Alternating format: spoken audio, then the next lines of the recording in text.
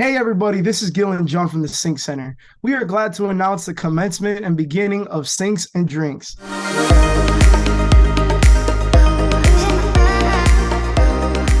a program where we review real projects from both sides of the real transaction, the music supervisor side and the rights holder side. Today, John and myself will be giving an introduction of who we are and what our podcast series entails. That's So right. John, how are we feeling today? I'm feeling great. Gil, how are you? First episode, we got the drink poured up. Yes. You know, What are you enjoying? You look like you're enjoying a drink. I am enjoying a drink. What about yourself? It's kind of rainy here in Nashville, so it's actually a hot tea, green tea, which is, Oh, you know, a little I different can't. than what you're having. I can't relate. I'm in 90-degree weather in Miami. I'm sipping on a nice Right, cold. right. That summarizes the culture difference between Nashville and Miami. Hey man, this is what Yeah. it's about. Yeah, I'm excited about this. Well, perfect, John. Yeah. So, setting the stage, John, Yeah. what's the heartbeat of Sinks and Drinks? And how does it resonate with music enthusiasts and supervisors that are alike in today's industry? The heartbeat of the vision for Sinks and Drinks, I guess it started pre-pandemic when we just started meeting after hours, after work, and we met at Mhm. this club downtown and just bringing together people in the sync space, Absolutely. licensing people, producers, supervisors, clearance people, and just kind of talking shop. Yeah. Wasn't a big agenda.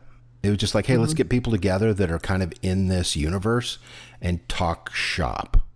And as it's grown, we've kind of built this into the community, which there should be a link. We'll put a link below where people can sign up to be part of this and watch all the episodes there. People have been able to jump in from all over the globe. We've got people from Europe. We've got people from Mexico, Australia, either licensing professionals or people that are soon to be licensing professionals. So it's kind of just nerding out about Mm. music licensing. From our perspective, we're, you know, kind of on the buy side, the supervisor side. So that's kind of our space. But one thing that never fails to amaze me is just how people work differently. Like our workflow and our process works for us, but some people approach it completely differently, different type of music, different workflow.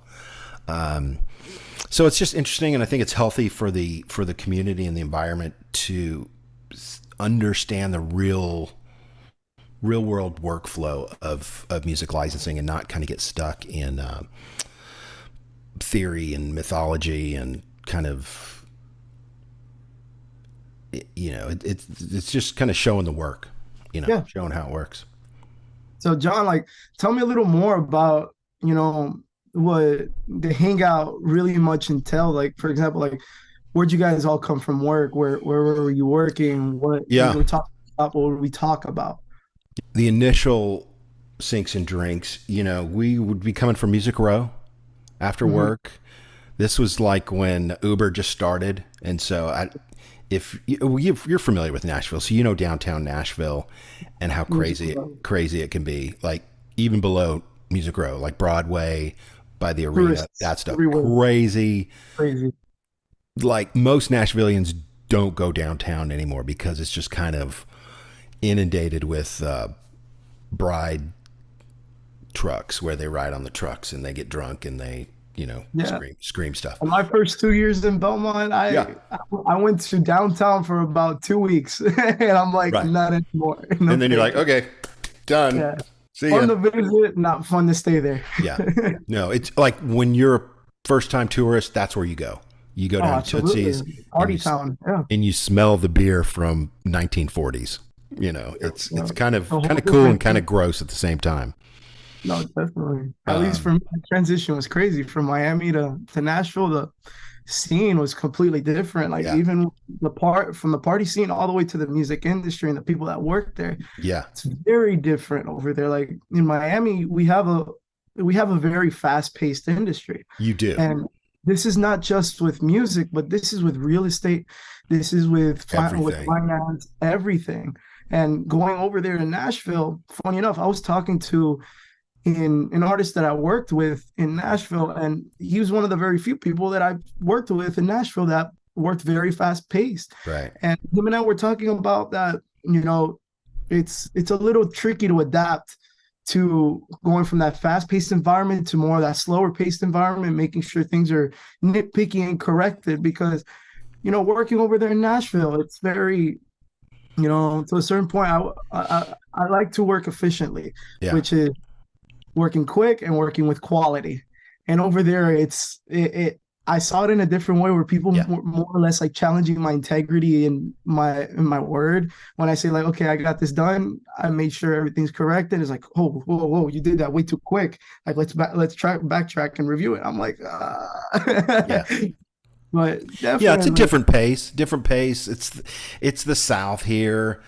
yeah, So it kind a of little back. is what it is. But I'm like you. I like to move fast and get stuff done.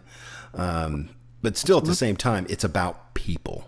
You know what I mean? And that's going to be one of the threads through all this. Is like, look, syncs and supervision and music licensing is not about just getting transactions. It's about people, relationships, and building trust between people you work with.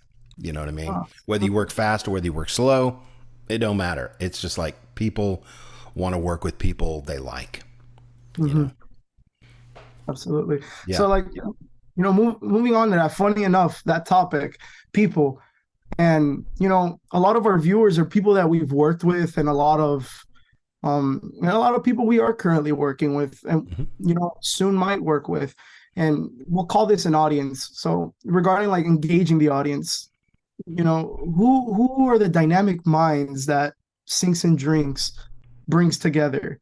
And what makes the series a must-watch for music supervisors, creators, and rights holders?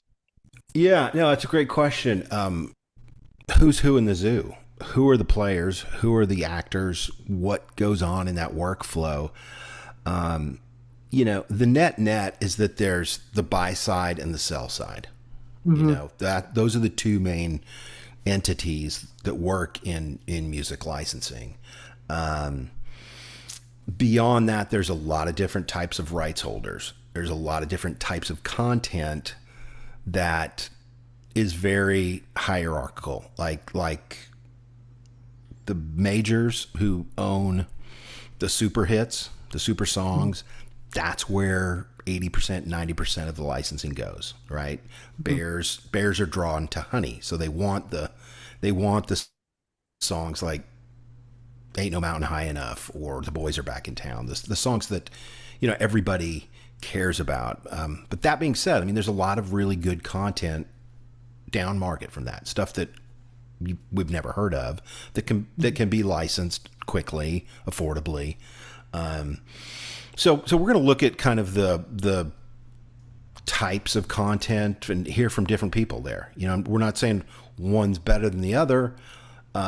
But we just want to understand like the hierarchy of players in this on the content side and then on the supervisor side and the clearance side. Absolutely. And like, John, quick question just for our viewers here to really understand like what our motto is here in the series. Yeah. What's the buy side and what's the sell side? Oh, great question. So the supervisor is buying in a sense, not technically buying, but they're licensing the music, and the content holder, the label, the publisher, the indie artist is the sell side. They're saying, hey, here's my music, use it for your film for X amount of dollars. So yeah, that's important. We don't want to get caught or lost in the semantics of buy and sell, but supervisor is offering money for the music. The rights holder is agreeing to those terms. And so it's buy side and sell side. Hence the music supervisor side and the rights holder side. Yeah. Okay. Yeah. And they're both important. Like I think a lot of times people tend to overemphasize the supervisor side and kind of placate and kneel down before the supervisors, but the supervisors need the rights holders just as much as the rights holders need the supervisors. Mhm. So for supervisors, like what can they expect while we're charting our course? Like where does Sinks and Drinks envision itself in the evolving landscape of music supervision, and how will it shape discussions that may impact the Yeah. industry's future? Yeah. No, that's a great question. And, you know, I think our heart and our spirit is really like, we've got ideas of things we want to talk about, stuff that we know a lot about, but we also want to be open and say, look, if there's something you're curious about, cue sheets. Okay, let's do an episode on cue sheets. So we want to hear, like, if our watchers, if our viewers have thoughts and ideas, go ahead and comment below and post them below on the topics you want to talk about. This is very much a real-time conversation. You know, you and I, we've been going through topic ideas for the last couple of weeks, and I think we've got some really strong topics in there, but we want to be open to, you know, the community having that voice to the conversation. Absolutely. We want to have everybody here enjoying the Yeah. drinks, having our virtual conversations. Yeah. And look, we work a specific way. Other people work kind of the opposite way. So if we need to bring in somebody from trailer, somebody who does music for trailers, you know, we'll bring in some colleagues and friends who just focus on trailers, you know? Yeah. So like what can our viewers anticipate from each episode when it comes to Saints and Drinks? And essentially how will it quench their thirst for insights into music supervision? Yeah, no, it's a great question. You know, the intent of this and kind of what we've talked about from the beginning, Gil, has been showing the work, talking about a project, whether, you know, it's a recent project or something we worked on a few years ago, but just kind of talking about how we work. Let's look at a deal review. Let's go through the agreement and review it kind of after the fact and share that out. Say, what can we learn from it? How do we let kind of our hindsight be someone else's foresight? You know, rather than just talking about, you know, how to get more syncs and how to spam people. It's like, look, let's just talk about the work. Yeah, let's teach the person how to fish rather than catching the fish for them. Exactly. Yeah. And that conversation just goes a lot further because we get people reaching out every day saying, hey, I just dropped a single, check it out. And it's like, that's not how we work. Exactly. You know?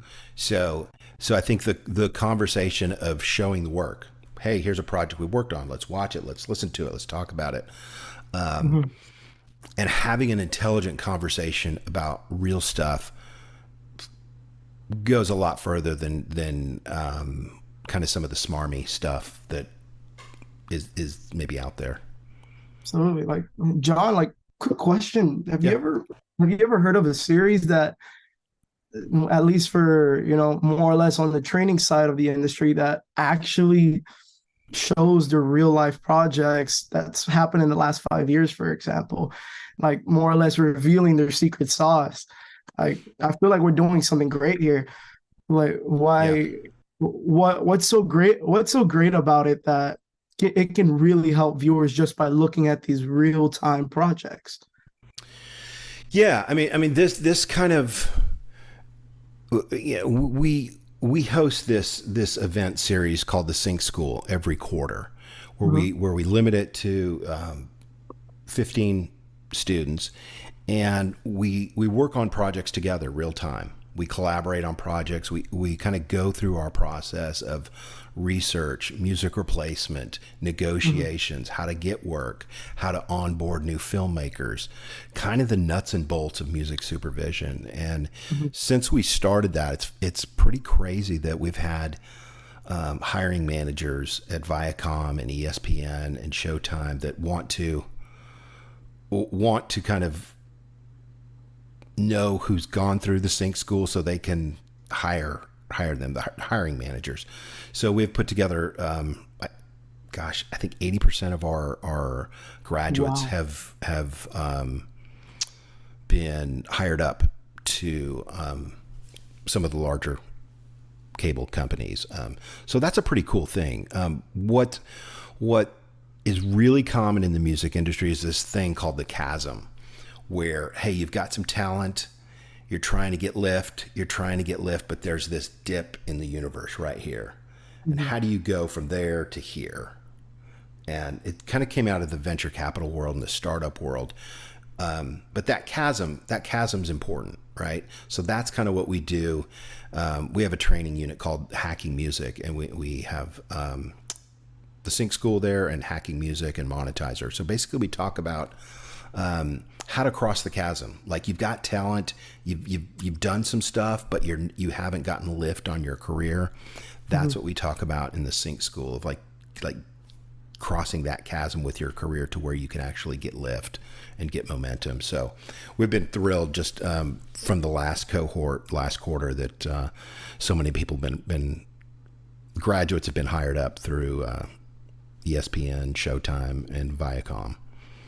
Mhm. So yeah, that link, we could share some of that too if that's of interest to people. But that's it's a closed group of people that work over a 5-day period, and it's a really immersive experience that it's real world stuff. It's how to get good at music supervision and how to solve problems for filmmakers. It's like a little big issue that we have here in the in the learning institution, in the higher education institutions. It's you know there's only things you can learn essentially being out there rather than in the classroom. Yeah. And from what it sounds like, we're doing things correctly of teaching people real world Yeah. practice. One of the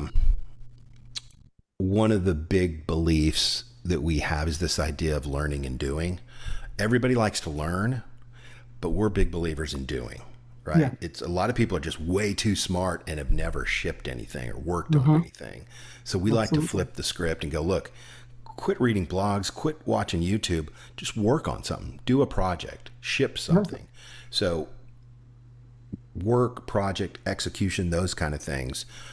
That's what we're about at Hacking Music, and that's what we do in the Sync School. It's like, look, you're gonna supervise projects during the Sync School, stuff that we've actually worked on, and feature films that technically we did not work on, but still they're great learning Yeah. experiences for students. No benchmarks. No. Yeah. I mean, it's like, okay, we're one of the projects we're doing this month is the Mark Wahlberg. Will Ferrell. Yeah, Will Ferrell. Thank you. One of the scenes from the movie, it's about a 3-minute episode, 3-minute spot, and we're supervising the spot with some very specific parameters. One of them is, okay, what feels normal and natural, and where would you go intuitively? But the others are kind of, okay, how do you play against type? How do you kind of not do the obvious thing?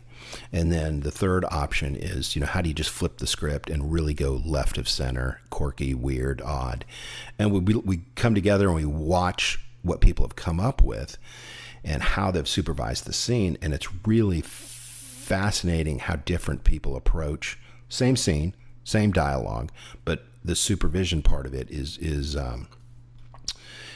handled differently. And within the community, it's a great conversation of, oh wow, that was interesting. I would have never thought of that. So those are some of the things that happen in the Sync School. So you were mentioning music replacement clearances, and like you just said right now, understanding moods in certain projects. So like when we're navigating this terrain on this mini journey, which diverse and exciting topics will Sinks and Drinks explore, shedding light on the intricate world of music supervision, creativity, and rights? I don't know if it's super sexy and super interesting. It's just kind of like, hey, this is how it goes down. Like, okay, for instance, we talk a lot about onboarding new filmmakers and how to become hireable, right? So we watch live calls that we've had with filmmakers and the questions they ask and the things they're concerned about and how the supervisor answers those questions. And that's a real, I mean, that's not really sexy, but that's how you get hired. That's how you make money. Right. So it's kind of sexy, you know? So that, you know, how do you work? How do you, like what a filmmaker called this morning, and we've talked to thousands of filmmakers over the years, and I can tell you exactly their top 3 or 4 questions they're going to ask. So knowing what to expect as you're talking to filmmakers and how to communicate intelligently and crisply and, you know, sound like you know what you're doing, because they're technically hiring you onto their project to get their thing across the line. Right. So we workshop that in the community. It's okay. Somebody's going to be the filmmaker and somebody's going to be the supervisor. Now we're going to have a conversation and ask some hard questions to find out if this person is the right person that you want to hire. So those kind of things of just workshopping, hiring calls are not something you'd think about, but it's like, that's how you get hired is by putting them at ease and saying, look, I know your pain, you're frustrated, you've tried to do this on your own. You're making a film that's got an air date in 60 days. You're sweating bullets and can't sleep because the music is a mess, right? So that's what we do, is we manage music for media, and we help our filmmakers sleep better at night, really, you know, at the end of the day. So they can concentrate on being the filmmaker, and we can manage the music, the moving pieces Definitely on the film for them. So that's something, you know, it's kind of just, you know, it's exciting. It's not real whizzy, but it's like, this is, you need to know how to be hired onto projects, right? That's up there.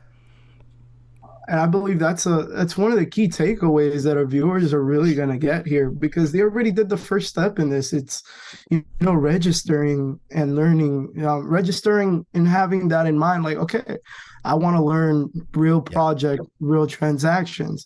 And with that being said, they're making themselves important here. You know, learning how to make yourself important and more or less like indispensable.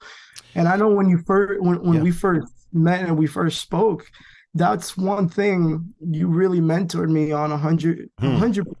Like, how do I make myself important that it's going to hurt them more than it's going to hurt me if they let me go? Yeah. You know?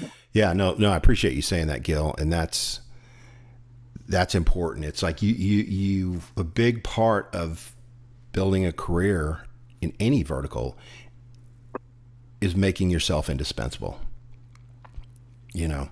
Absolutely. So, you know, when we talk about supervision and music licensing, you know, it's when you've done it 1,000 times, you're able to save them money. You're able to move faster. You're able to bring things together in a way that, you know, they love you at the end of the day. Because these people, filmmakers, advertisers, branded content, you know, they've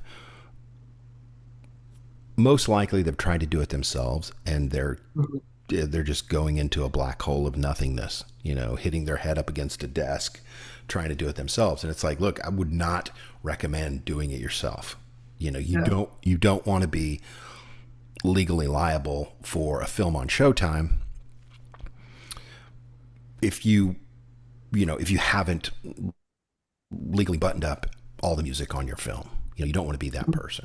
Audi made a big mistake. Pizza Hut made a big mistake. And maybe that's something we could talk about on an upcoming episode.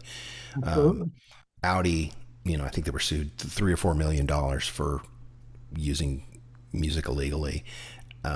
Pizza Hut, the same thing. And it's like Peloton. I mean, they came to us, 4 or 5 years ago, and they were like, okay, we're going to launch this exercise bike. And we were like, duh, who's going to pay $4,000 for an exercise bike? We were wrong. But we weren't wrong in the music licensing piece of it. We said, okay, Peloton CEO, you know, if anytime you attach music to moving pictures, like, hey, exercise. I'm on a bike exercising and we have Beyonce music. That's a sync license.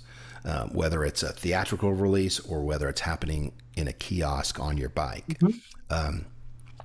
So we said, okay, we need to do a favored nations license for this content, and you need to have their approval. You don't want to use it illegally, and they did not listen to us, and they were sued a couple years after that for not licensing music correctly. So there's a lot of stories like that we could talk about. And just, again, it's having that open conversation, like, okay, here's a project, here's what worked, here's what didn't work, here's how we got it across the goal line, here's how we had to zig and zag to make it work. If we've got $10,000 for a project, we need to split that $10,000 up across all the music and not overspend the music. Absolutely. Yeah. Yeah. So John, like we were mentioning before, the entire, the moral and that rule of thumb, like making yourself important and indispensable. Are we going to be teaching like our viewers as well of how to become protected? Am I going to be protected in everything that I do, and how are we going to do that, more or less?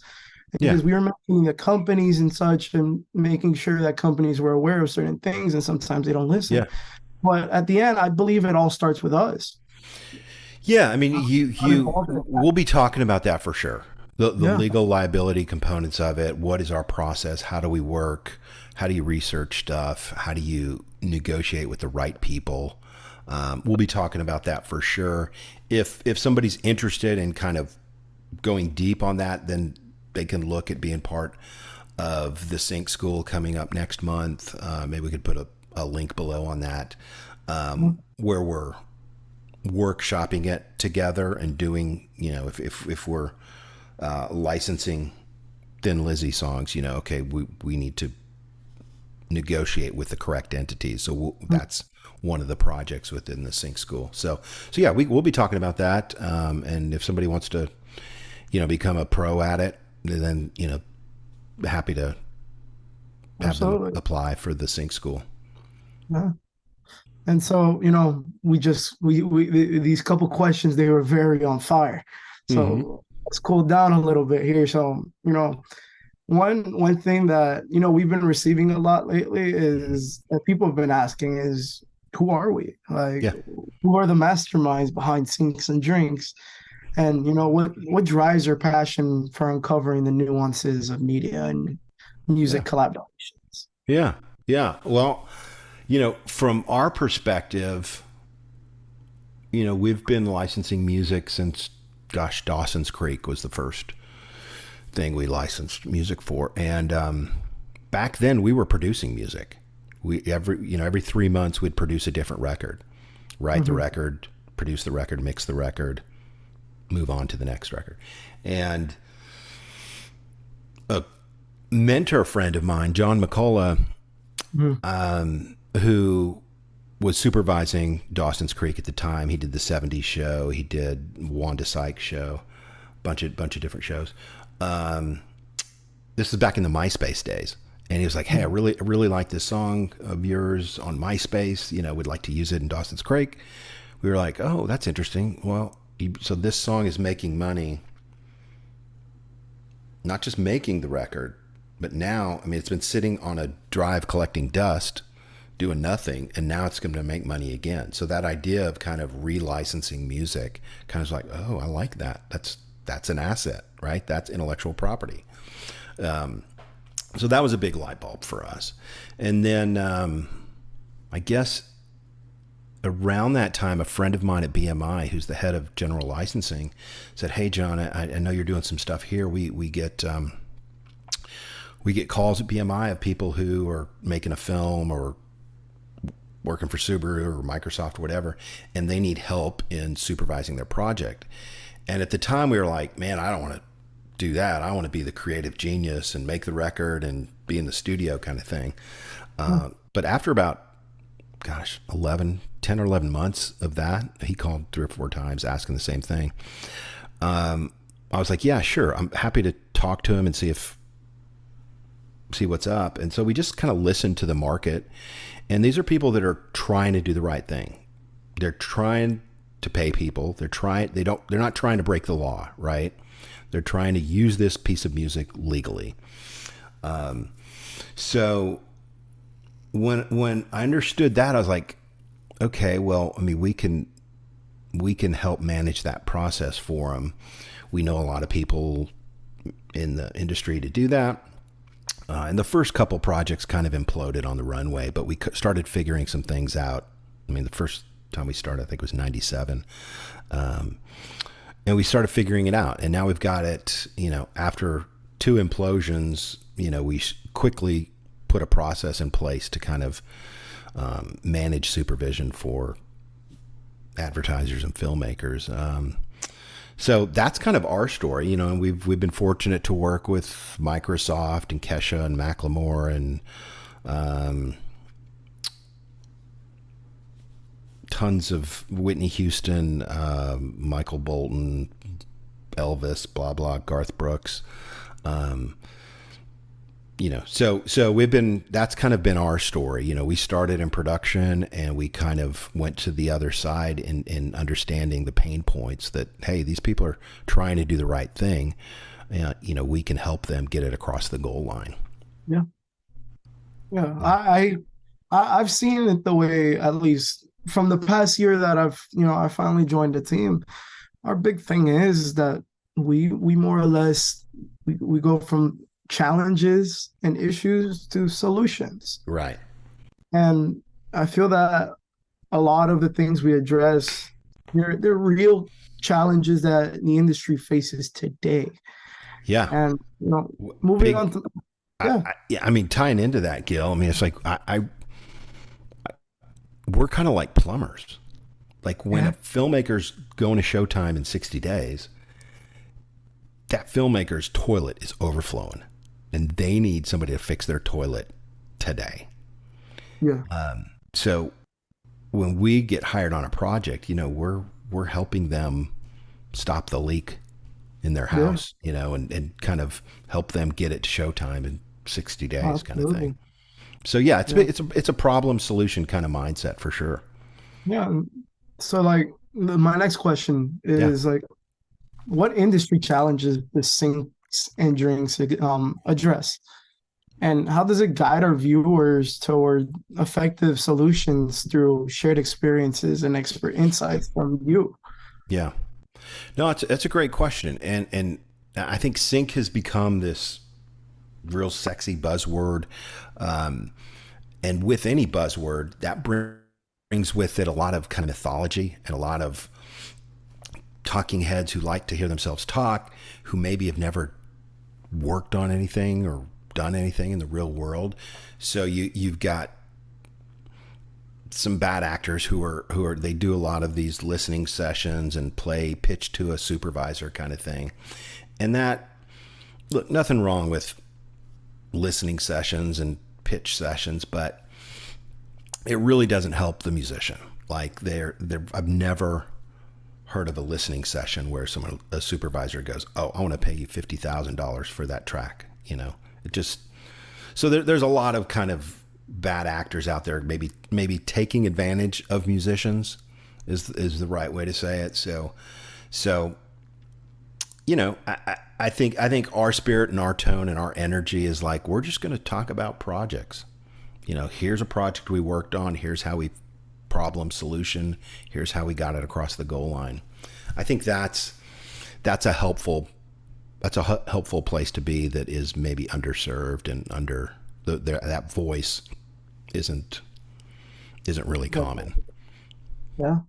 So like speaking on, crossing the goal line, scoring the touchdown, scoring the goal, mm-hmm.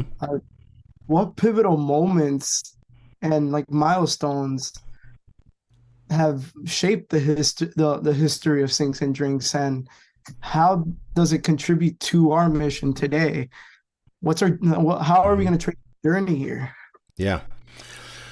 Well, I mean, we're just a supervision company out of Nashville. And now with you coming on board, we're going to be opening up the Miami branch of the Sync Center, which we're really excited. Yeah, we'll be announcing that soon. But you know, we're not here to change the scope and landscape of music licensing. We're just here to kind of tell our story and to keep helping our filmmakers. So beyond that, it's, you know, who knows where it's going. I mean, obviously AI has a lot going on that's going to affect the space. Obviously streaming has impacted it significantly. More and more channels are coming on board that are licensing music. So those are part of the stories that we'll be telling, you know, how Peloton, how, you know, Maker Music, what was their story like? Netflix, Prime, Hulu, Disney. I mean, there's just a ton of new networks coming on board, and people need music that matters to people. When they hear it, they resonate with it and they connect with it. They don't want to, they're not interested in music that nobody's ever heard of. You know, if you and I put together an EDM dance track right now, so what? You know, it's like there's a million tracks like that in music libraries. So why compete for $2, you know, when you can compete for $20,000? You know, that's a much more interesting conversation. So yeah. I mean, we're gonna talk about the work we do and the people we work with, and bring on some guests who have compelling stories as well. Yeah. And the big thing, like you just reminded me, it's we're here. It's not necessarily we're just showing off our tricks. Yeah. You know, we're telling real life stories that we've had. And it brings me back to a conversation I had a couple months ago. Funny enough, speaking on Miami, like I was having a conversation with DJ Khaled one time.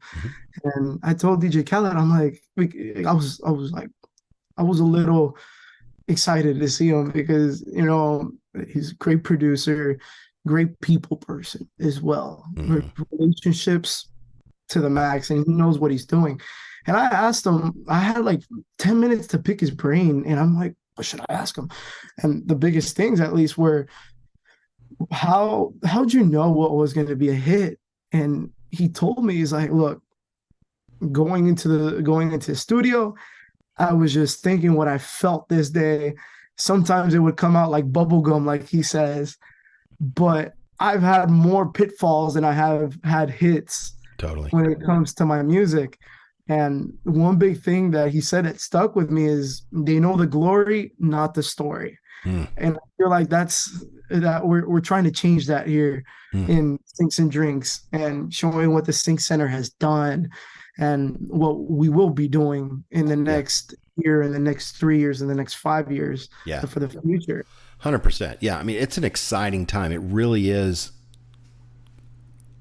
the golden age for film and new content. I mean, whether it's on YouTube or theatrical releases, there's more and more filmmakers making important, compelling work. And every one of those filmmakers needs a supervisor to ride shotgun with them to handle the music swim lane for them. They can handle the film swim lane, but they need help on the music licensing and clearance swim lane.